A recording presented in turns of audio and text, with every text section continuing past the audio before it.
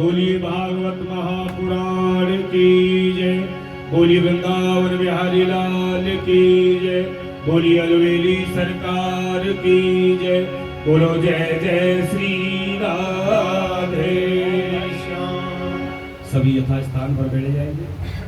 श्री सीतारामचंद्राय नमः। श्री राधा कृष्णाभ्याम नमः।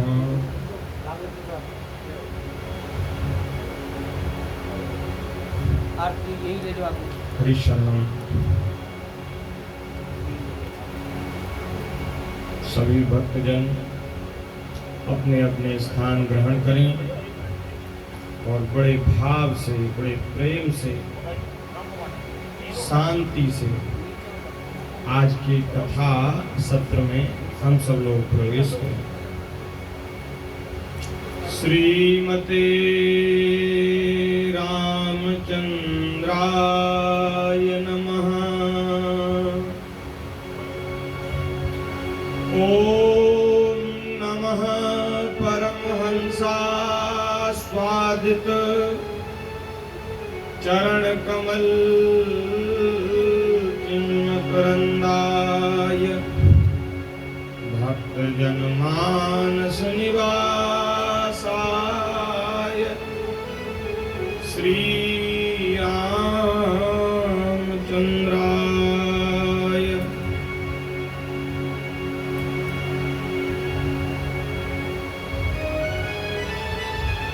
कृष्णाय वासुदेवाय हरे परमात्मने प्रणतक्लेशनाशाय गोविन्दाय नमो नमः।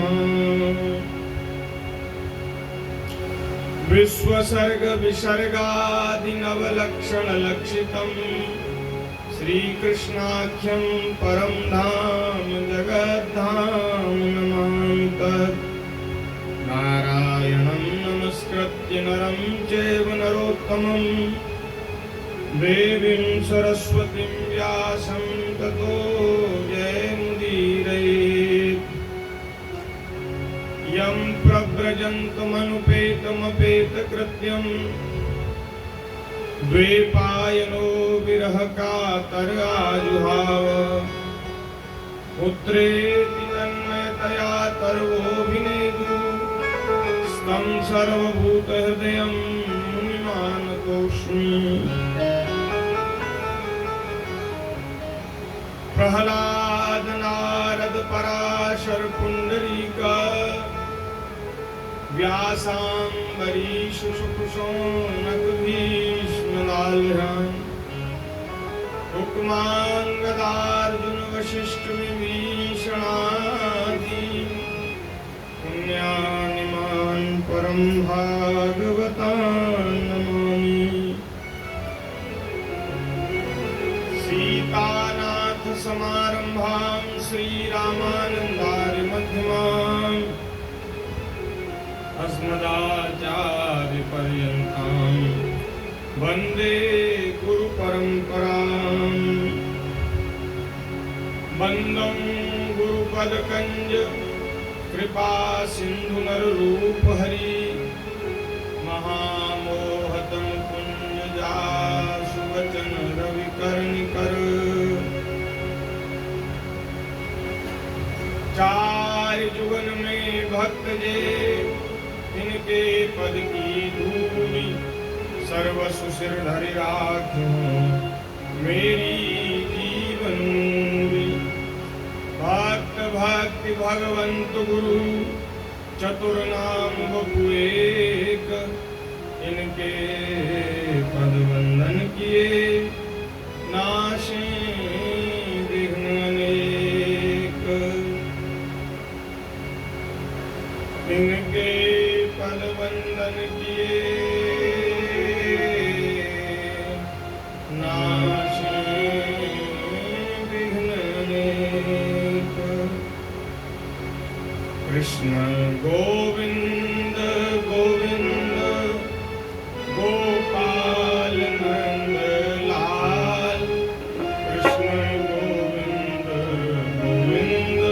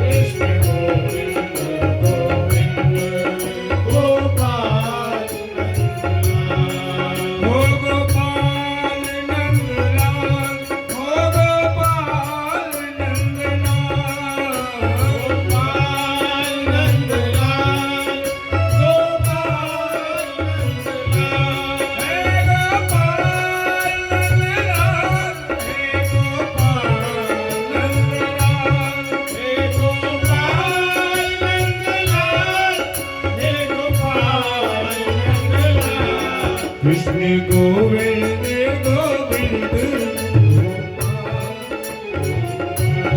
कृष्ण गोविंद गोविंद गोपाल या मोहन के में रूप लुभानी मोहन के में रूप लुभानी सुंदर बदन कमल दल लोचन सुंदर बदन कमल दल लोचन बाकी चितवन मृदु मुस्कानी हो बाकी चितवन मृदु मुस्कानी या मोहन के में रूप लुभानी या मोहन के में रूप निहारी जमुना के तीरे तीरे धेनु चरावे यमुना के तीरे तीरे धेनु चरावे बंसी में गावे मीठी बानी बंसी में गावे मीठी बानी तन मन धन गिरधर परवार तन मन धन गिरधर परवार चरण कमल मीरा लपटानी चरण कमल मीरा लपटानी या मोहन के में रूप लुभानी या मोहन के में रूप निहारी मोहन के में रूप लुभानी कृष्ण गोविंद गोविंद गोपाल नंदलाल कृष्ण गोविंद गोविंद गोपाल नंदलाल कृष्ण गोविंद गोविंद गोपाल नंदलाल गोविंद गोविंद गोपाल नंदलाल कृष्ण गोविंद गोविंद गोपाल नंदलाल गोविंद गोविंद हे गोपाल कृष्ण गोविंद गोविंद गोपाल नंदलाल कृष्ण गोविंद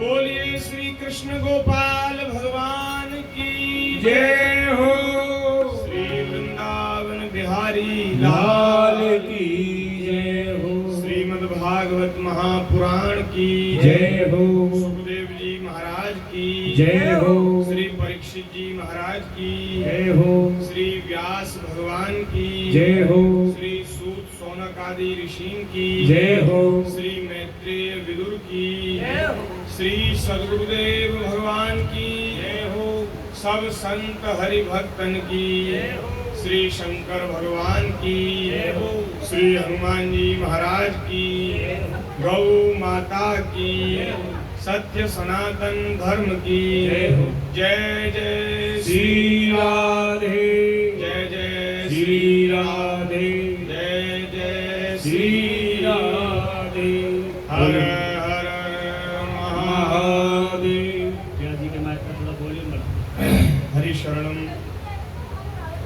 नारायण नारायण नारायण भक्त वांछा कल्पतरु ये थोड़ा भैया आवाज ना करें, बात ना करें, यहाँ ध्यान ध्यान दें। दिन भर आपको बात करने का समय दिया जाता है, ये 3 घंटे हम लेते हैं।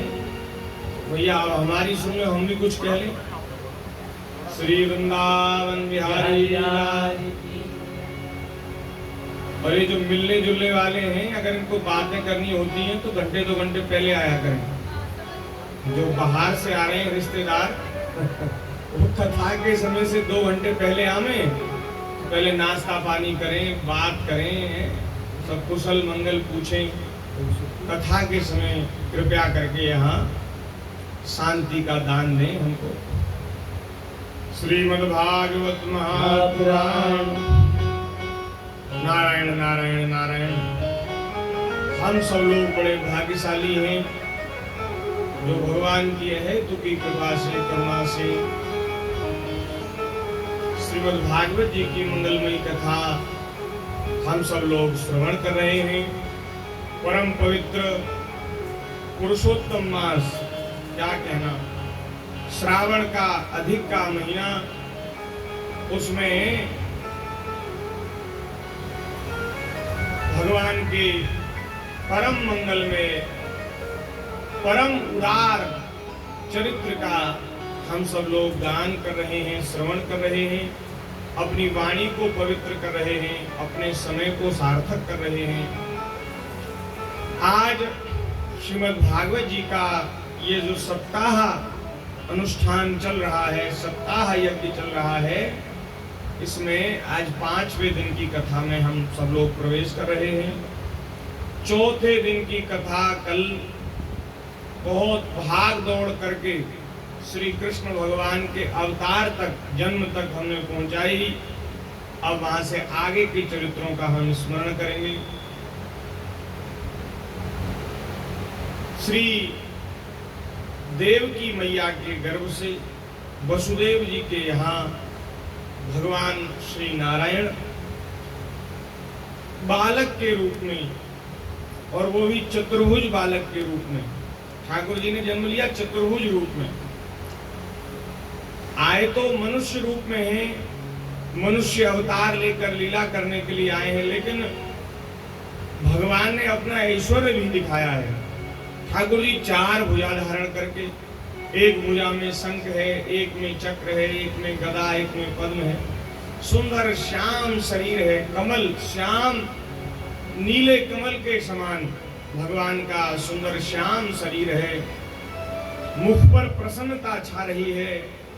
और महाराज, जैसे भगवान का जन्म हुआ, पूरा कारागार एक प्रकाश से भर गया।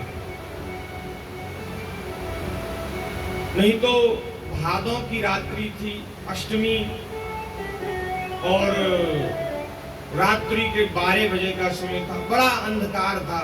लेकिन जैसे भगवान प्रकट हो गए, अंधकार दूर हो गया, वहां उजाला हो गया, प्रकाश हो गया।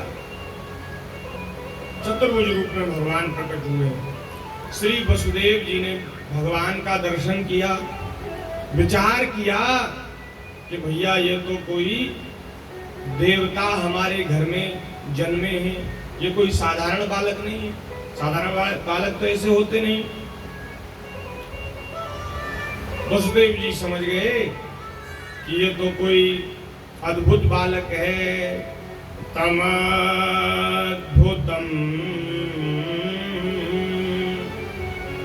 बालकमम्बुजेक्षणं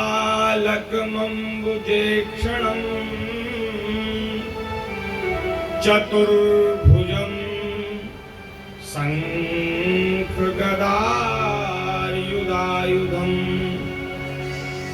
श्रीवत्सलक्ष्मं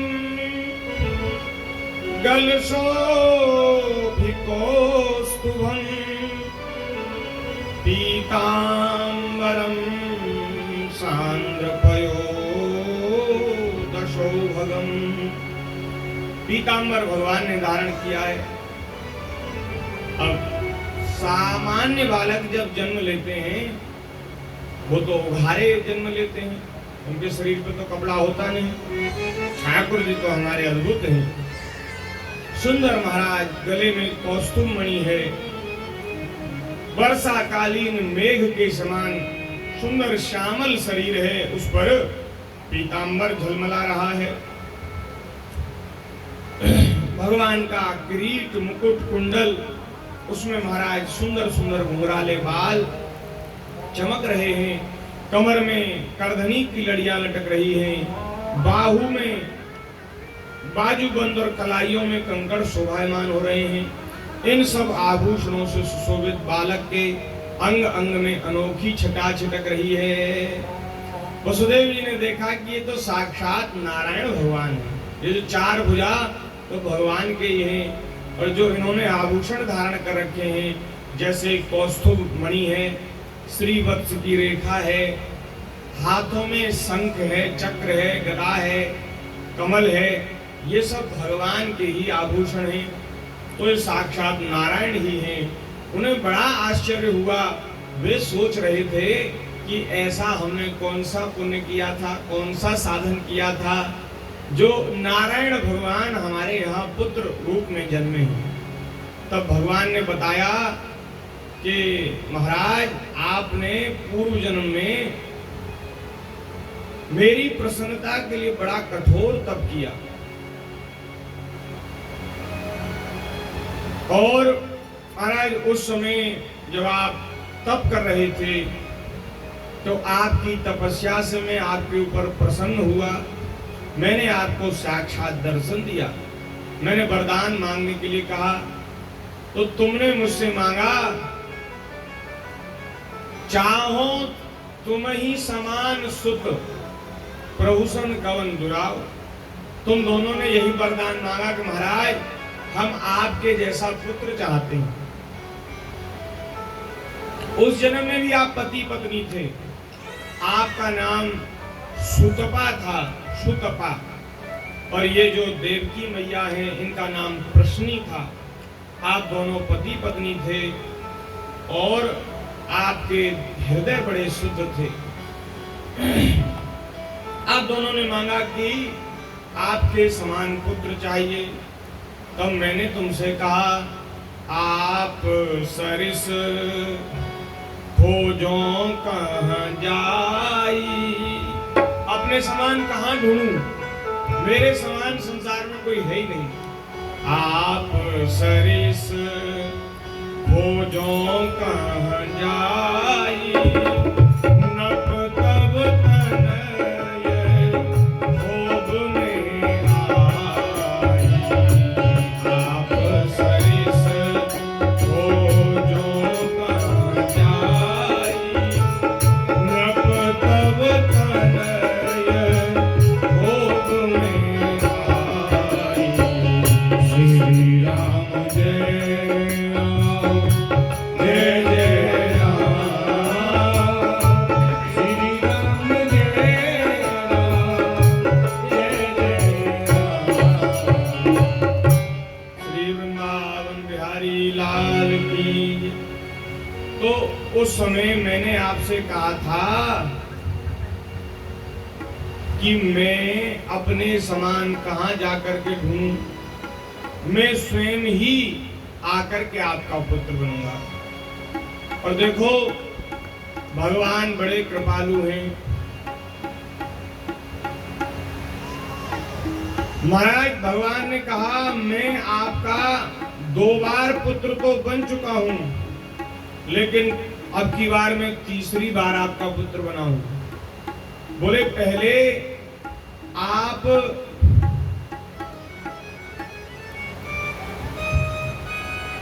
आपका अवतार हुआ उस जन्म में, तो बोले उसमें मैंने प्रश्नी गर्भ के रूप में आपका पुत्र हुआ। फिर दूसरे जन्म में आप हुई अदिति और वसुदेव हुए कश्यप। उस समय में वामन रूप में मैंने अवतार लिया आपके घर। और अब की बार तीसरे जन्म में आप हुई हैं देवकी मैया, और आप हुए हैं सुतपा वसुदेव।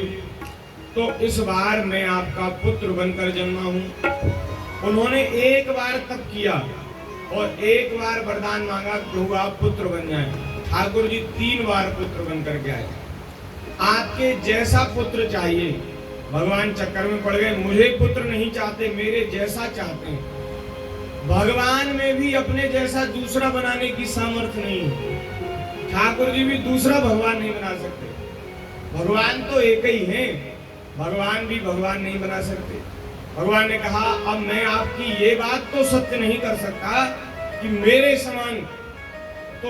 समान तो मैं ही हूं, इसलिए आपका ये जो आपने जो वरदान मांगा है उस वरदान को मैं पूरा नहीं कर सकता, तो उसके समान मैं 3 बार, उस एक वरदान की जगह मैं 3 बार आपका पुत्र बनूंगा। भगवान 3 बार पुत्र बन करके आए।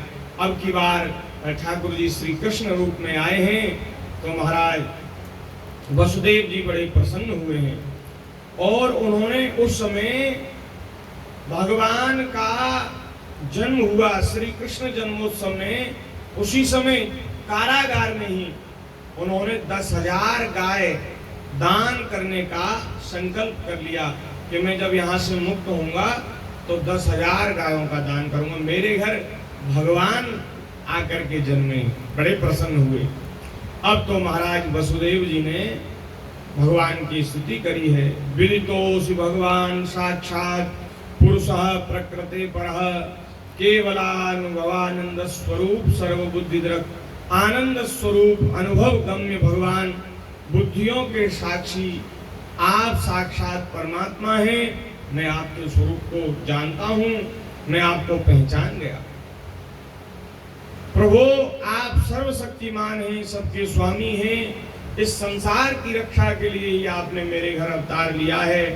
आजकल धरती पर बड़े भारी दुष्ट राजा का रूप धारण करके और महाराज वे पूरी धरती को कष्ट दे रहे हैं, बड़े बड़े पाप कर रहे हैं। उन्होंने अपने अधीन बड़ी बड़ी सेनाएं कर रखी हैं।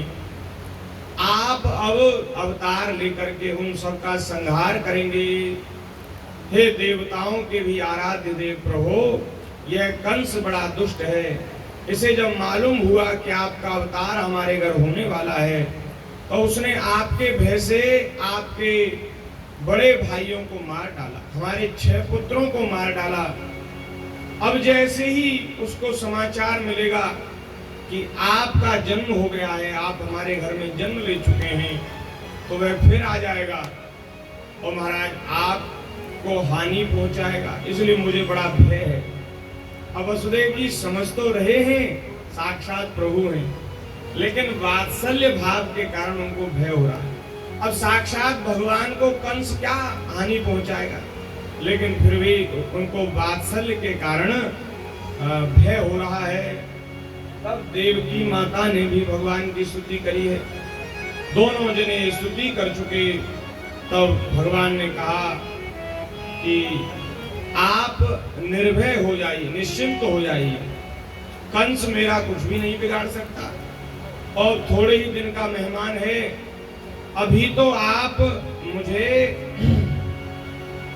गोकुल में नंद बाबा के यहाँ, यशोदा मैया के यहाँ पहुंचाओ और फिर थोड़े समय में वहां रह करके बाल लीला करके ब्रजवासियों को सुख प्रदान करूंगा और थोड़े समय बाद मैं आऊंगा।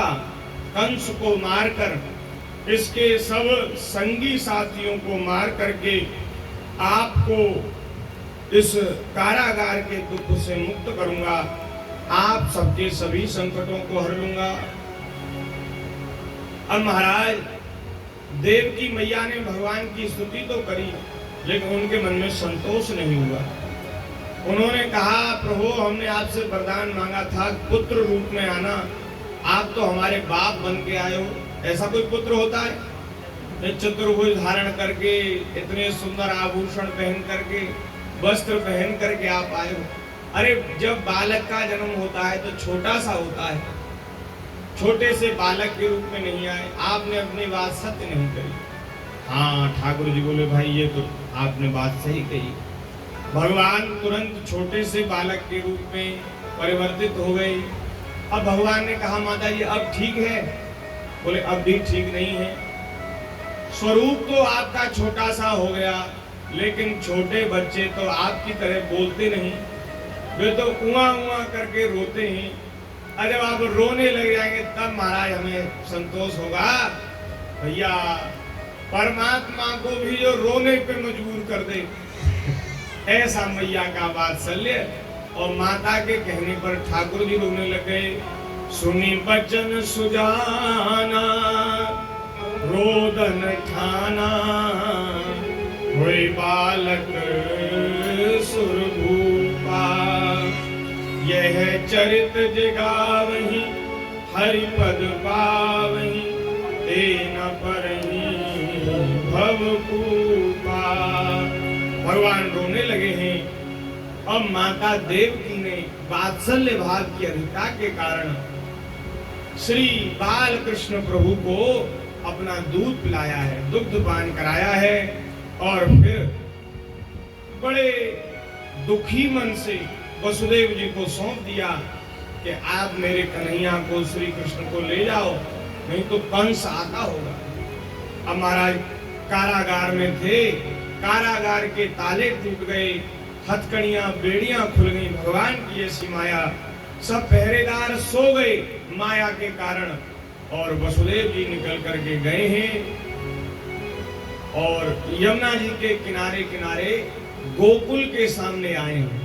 अब जब उस पार यमुना जी के गोकुल है और इस पार खड़े हैं, अब सोचने लगे यमुना जी को पार कैसे करें।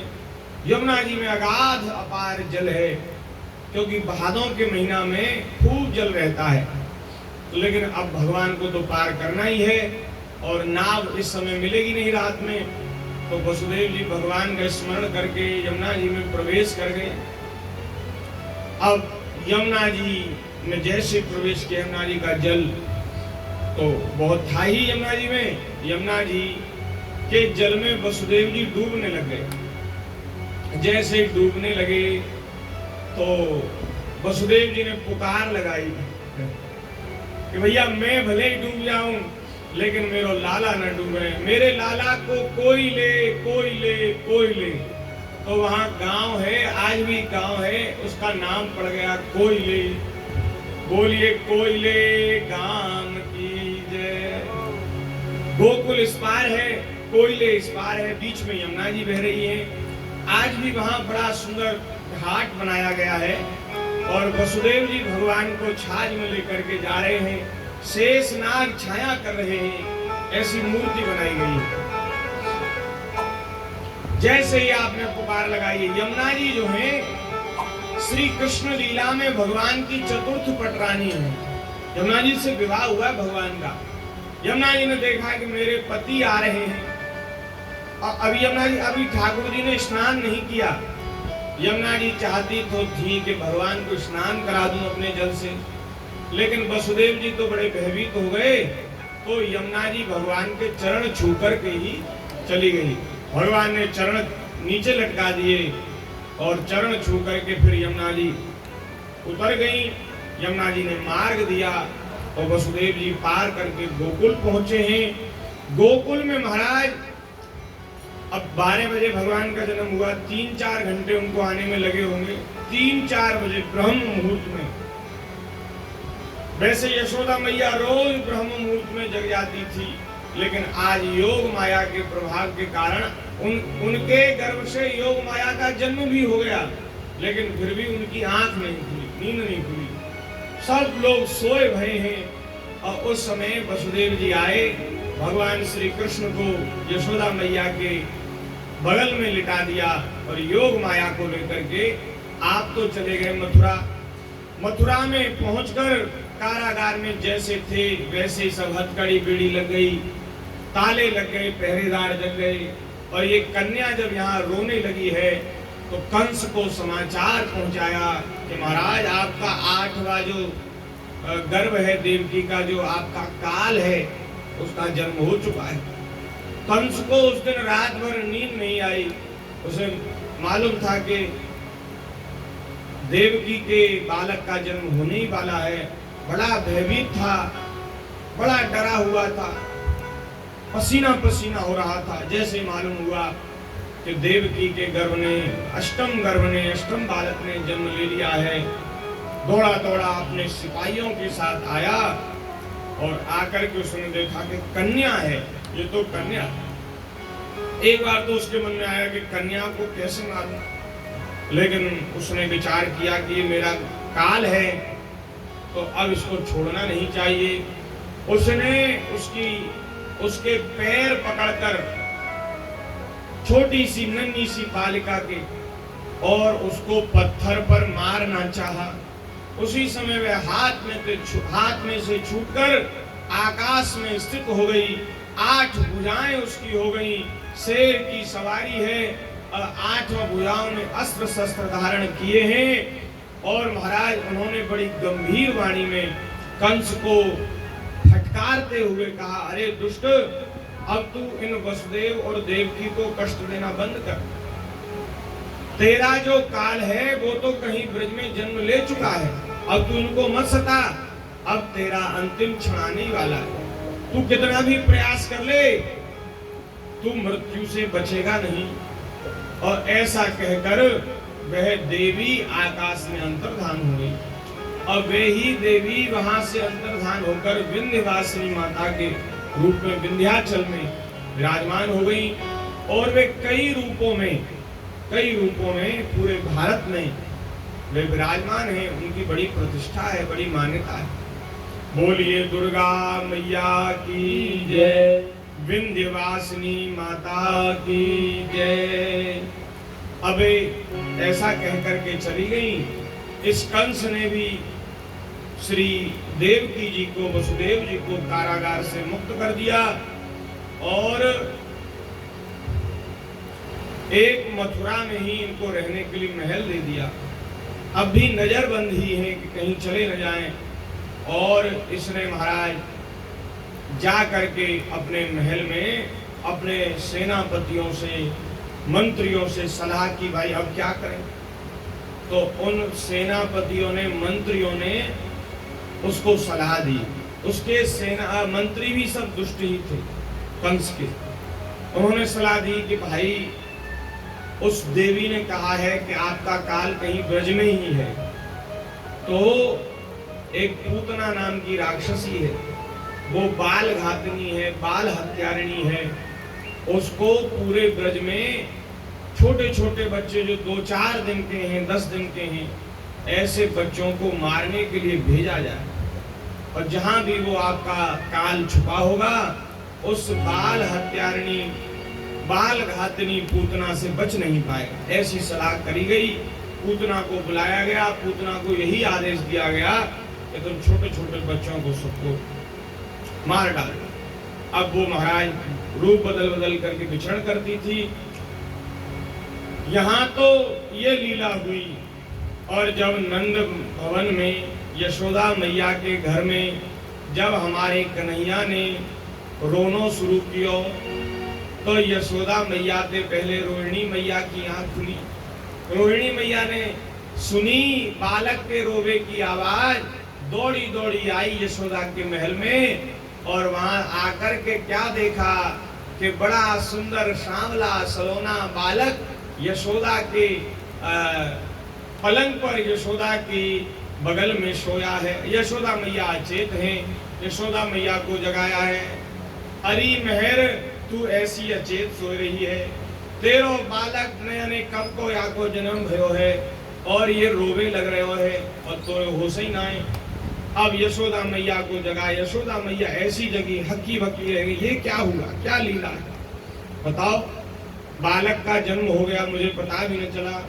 अब तो रोहिणी मैया बाहर भागी गई और उन्होंने सेवकों को, सेविकाओं को महाराज श्री कृष्ण जन्म की बधाई दी।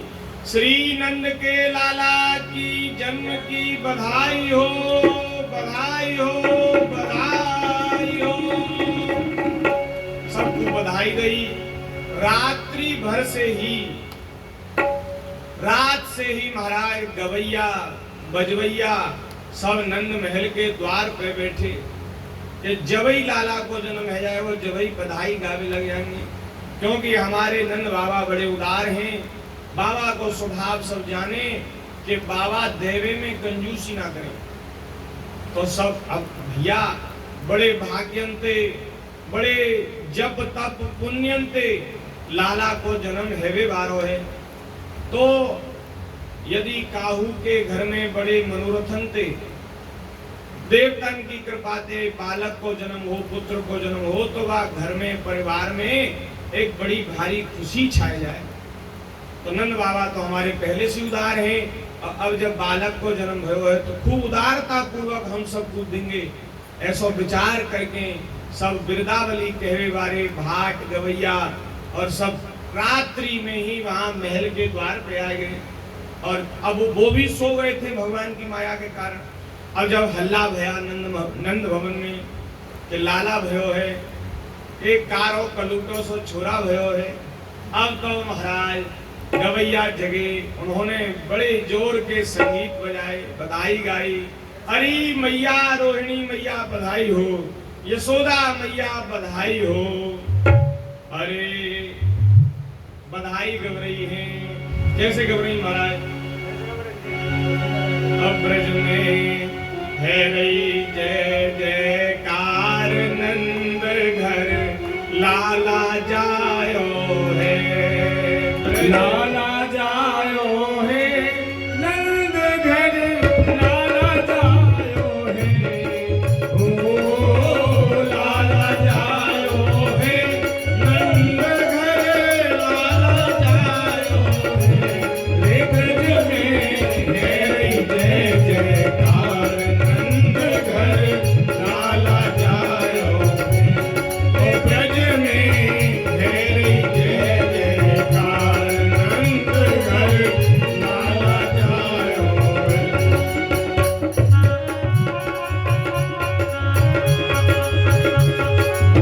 जय हो नंद के लाला की जय हो।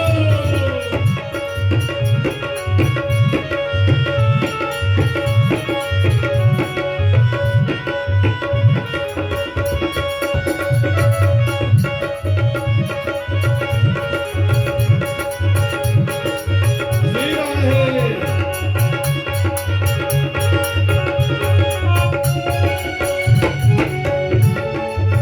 यूथ के यूथ नंद घर आए, यूथ के यूथ नंद घर आए। ग्वाल बाल सब हिल मिल गावे, ग्वाल बाल सब हिल मिल गावे। हो यूथ के यूथ नंद सभी गाइए, यूथ के यूथ नंद घर आवे। ग्वाल बाल सब हिल मिल गावे, ग्वाल बाल सब हिल मिल गावे। ब्रह्मानंद समान आज सुख सबने पायो है।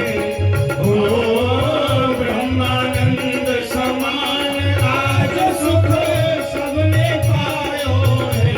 ओ ब्रज में है जय जयकार, नंद घर लाला जायो है। ओ ब्रज में है जय जयकार, नंद घर लाला जायो है।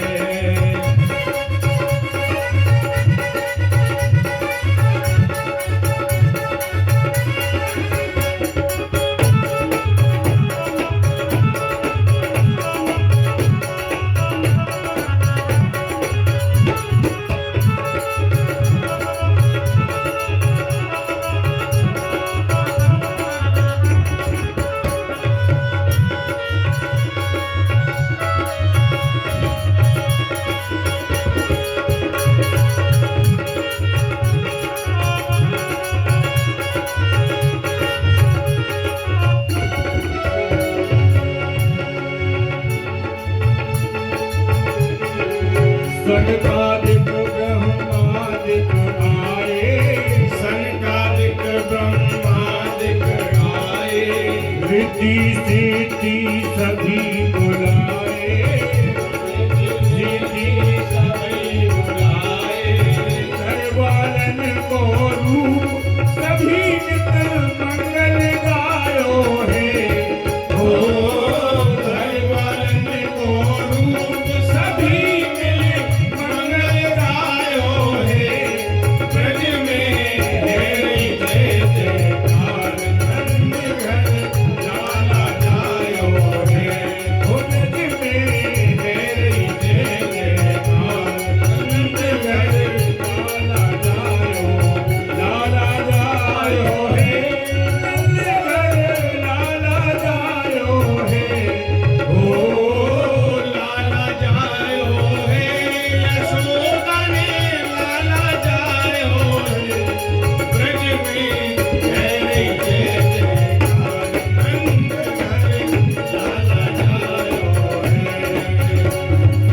ब्रज चौरासी कोस भैया, ब्रज चौरासी कोस भैया, सबकी धन्य यशोदा मैया, सब कह धन्य यशोदा मैया, सबकी धन्य यशोदा मैया, सब कह धन्य यशोदा मैया।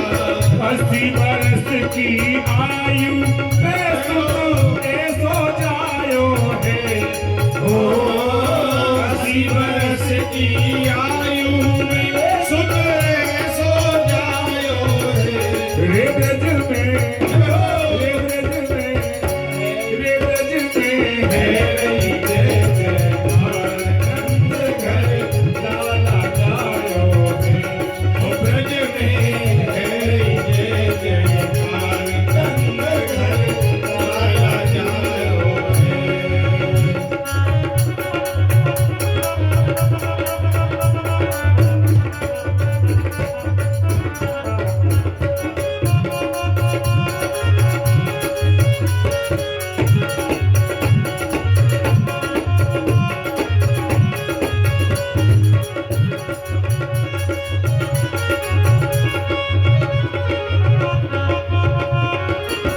श्री राधे।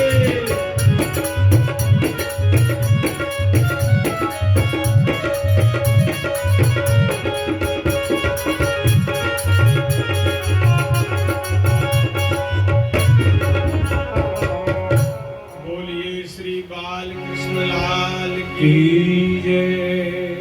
अब महाराज एक सेवक गयो भागो भागो नंद बाबा के पास। बाबा हमारे नंद महल में ही गैयन के गोष्ठ में रात्रि को विश्राम करे, सोमे गैयन के बीच में। क्योंकि देखो हमारे नंद बाबा हैं ग्वारिया, और ग्वारियन को सर्वस्व बिनती गैया है। ग्वारिया तो गैयन के भरोसे हैं, गैया बिनकी भगवान है। तो गैयन के पास ही नंद बाबा सोयो करते। तो बाबा के पास गयो एक सेवक, माने कही बाबा जग जाओ, यशोदा मैया ने बालक को जन्म दियो है। ओहो, नंद बाबा ने सुनी, बड़े प्रसन्न भये और महाराज सबसे पहले यमुना जी की तरफ गए। हमारे ब्रज में यमुना जी जो हैं, हम ब्रजवासी की आराध्या हैं, इष्ट हैं। आज भी हम सब ब्रजवासी जन यमुना जी में बड़ो भाव करें और यमुना जी की पूजा, और कोई मनोरथ कोई इच्छा मन में हो तो यमुना जी के चरण में ही वहाँ को निवेदन करें। और यमुना जी सबरे मनोरथ उनको पूरा करने वाली हैं। तो नंद बाबा ने उनको कही होगी यमुना मैया से कि यमुना मैया अब बूढ़ो है वो मैं, अब कोई संतान ना है भाई, तो अगर तुम्हारी कृपा से संतान है जाएगी तो तुम्हें 1.25 मन दूध चढ़ाऊंगा। यमुना जी में दूध की धारा चढ़ाई जाए तो 1.25 मन दूध चढ़ाऊंगा यमुना जी पे कही। तो महाराज सबसे पहले गए हैं यमुना जी के दर्शन किए हैं और अपना नित्य नैमित्तिक कर्म करके यमुना जी में स्नान किया है। स्नान करके और महाराज श्री नंद बाबा ने यमुना में कूद कर स्नान किया है। यमुना जी में छलांग लगा के कूदे हैं। वैसे देखो शास्त्र की विधि है कि काऊ पवित्र नदी में, सरोवर में छलांग लगा के स्नान नहीं करना चाहिए, लेकिन हमारे बाबा शास्त्र की विधि को जानवे वाले, बाबा को आदर करने वाले हैं। बाबा ने कोई अशास्त्रीय चेष्टा ना करी।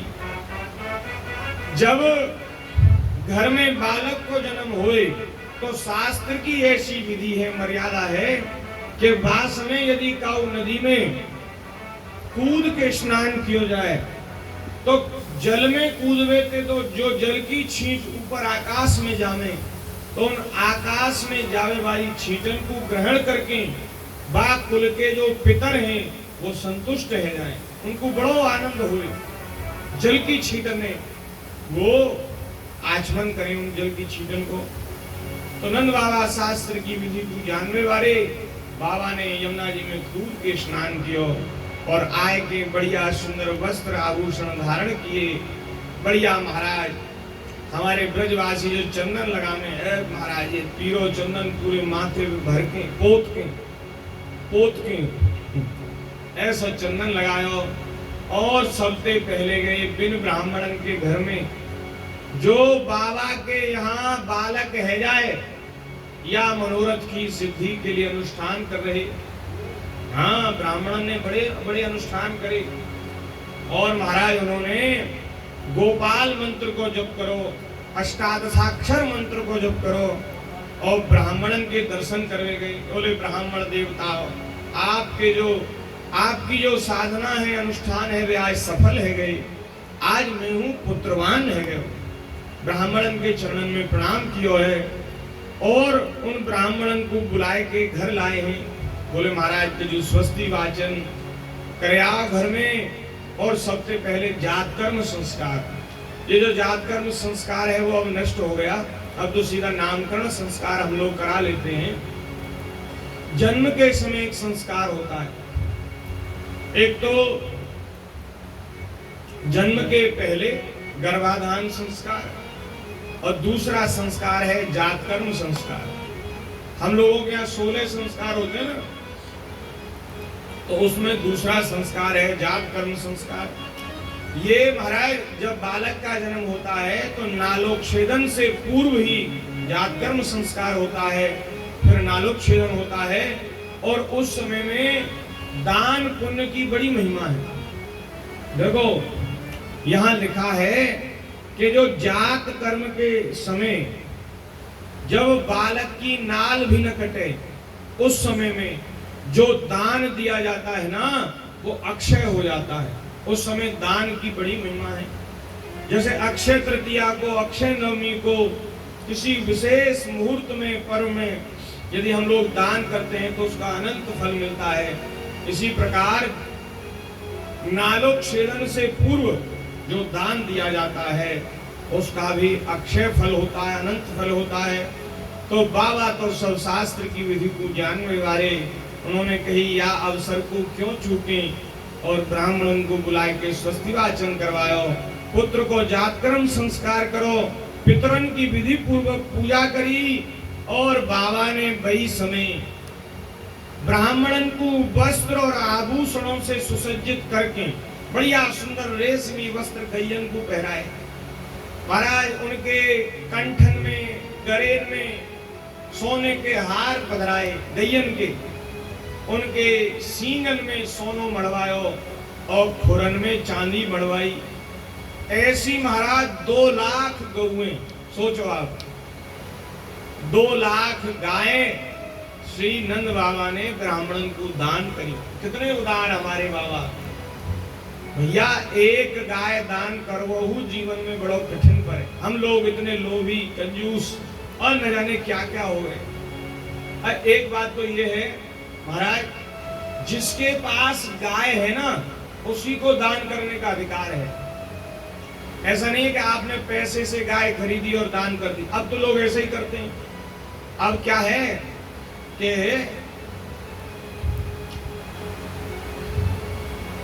अब यदि कछु ना बने तो बातें तो थोड़ो बहुत तो बन जाए, वो ठीक है ना। अब यदि कुछ नहीं कर सकते तो थोड़ा बहुत कर लो, ये हो गया। नहीं तो शास्त्रीय विधि ये है कि जिसके पास कम से कम 10 गाय हैं वो एक गाय दान करने का अधिकार उसको है। और जो गौ पालता नहीं, गौ रखता नहीं, गाय की सेवा करता नहीं, उसको गाय दान करने का अधिकार नहीं। लेकिन फिर भी हम लोग करते हैं। गाय के लिए जो द्रव्य है गाय के निमित्त वो निकाल करके गौ माता ले करके दान करते हैं। वो भी एक पद्धति है।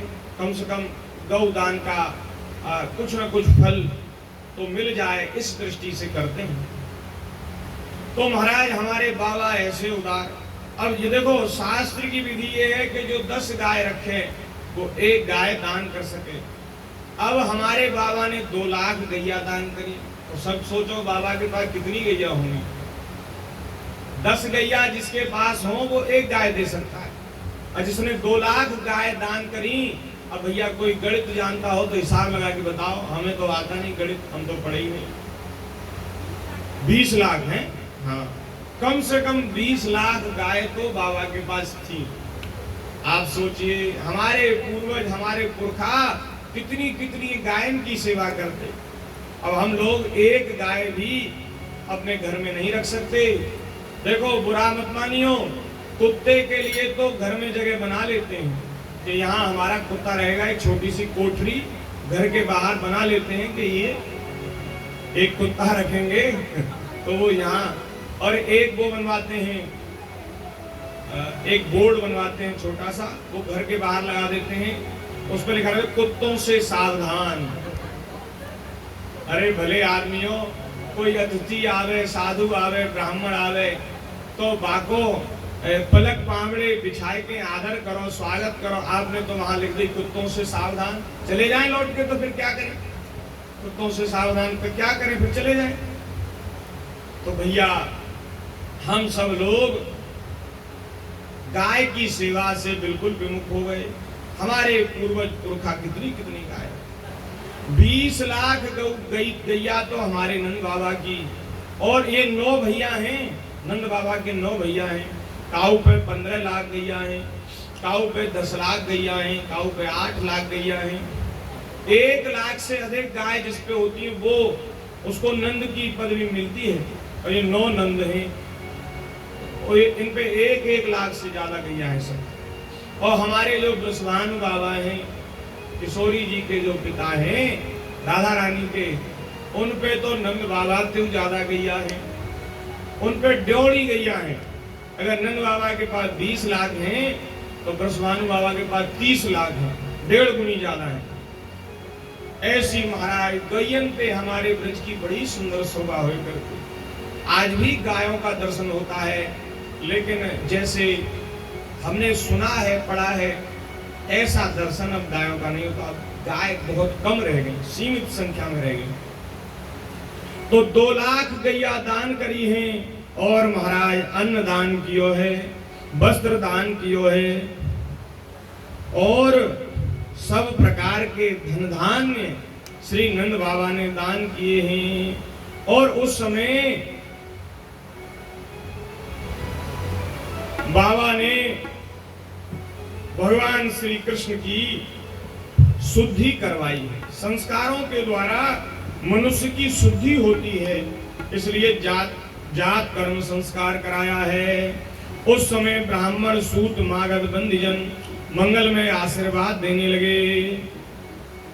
सूतः पौराणिकः प्रोक्ता मागधाः वंश संस्काः वंदिनस्तुमल प्रज्ञा प्रस्ताव सदृशोक्तयः। जब हम लोगों के घर में कोई उत्सव होता, कोई प्रसन्नता का अवसर आता, तो सब लोग आते, सूत मागध बंदीजन, और वे आशीर्वाद देते, ब्राह्मण आशीर्वाद देते, गायक गाने लगे, भेरी और दुंदुभी बाजे बजने लगे, और महाराज पूरे ब्रज में खबर फैल गई, और सब ब्रजवासी गोप और गोपियां, गोप आते बाबा के पास, अरे बाबा बधाई हो, और गोपियां आती यशोदा के पास, रोहिणी मैया के पास, और तमाम महाराज सुंदर वस्तुएं, दूध से दही से भरे हुए कलश, मांगलिक कलश, कोई सोना लाती, कोई वस्त्र लाती, कोई चांदी लाती, कोई मणि लाती, भगवान के ऊपर न्यौछावर करे। अरे ठाकुर जी के बधाई में जा रहे, उत्सव में जा रहे, तो खाली हाथ थोड़ा ना जाएंगे। तो गोपियां अपनी अपनी बहुमूल्य चीजें लाती और बधाई देती। लेकिन हमारी यशोदा मैया तो बहुत उदार हैं, और सब काम, देखो यशोदा मैया तो प्रसूति गृह में है, तो सब काम रोहिणी मैया के जिम्मे है।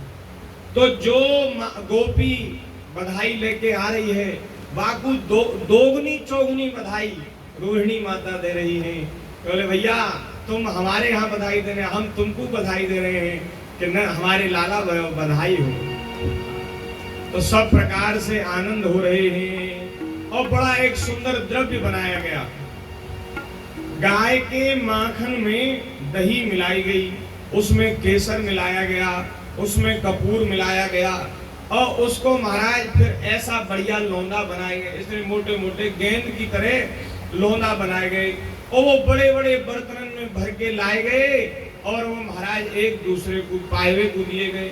अब जब सबन के पेट भर गए माखन से और एक दूसरे पे माखन फेंक फेंक के और सब उत्सव मनाए रहे हैं और महाराज दूध के कलश एक दूसरे पे उठेल रहे हैं और पूरा ब्रजनंद बाबा के यशोदा मैया के यहाँ इकट्ठा हो गया और दही के उसमें दही में हल्दी केसर डला हुआ पीली दही और वो एक दूसरे के ऊपर उड़ेली जा रही है।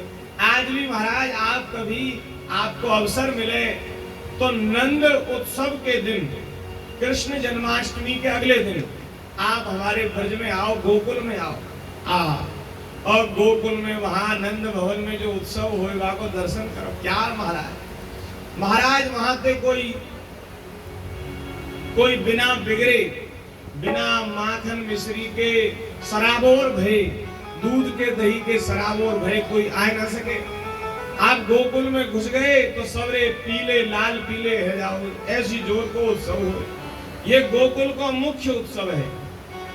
भगवान का जन्मोत्सव तो हुआ वहां मथुरा में जन्म हुआ, तो ये जो जन्म स्थान है मथुरा में जहाँ भगवान का जन्म हुआ, वहां रात्रि को भगवान का अभिषेक होता है, आरती होती है। लेकिन नंदोत्सव मथुरा में ना हुए, नंदोत्सव हुए गोकुल में और गोकुल में बड़ी जोर को उत्सव हुए। बड़े बड़े महाराज माखन के लोंदा एक दूसरे के मोड़े पे मल रहे हैं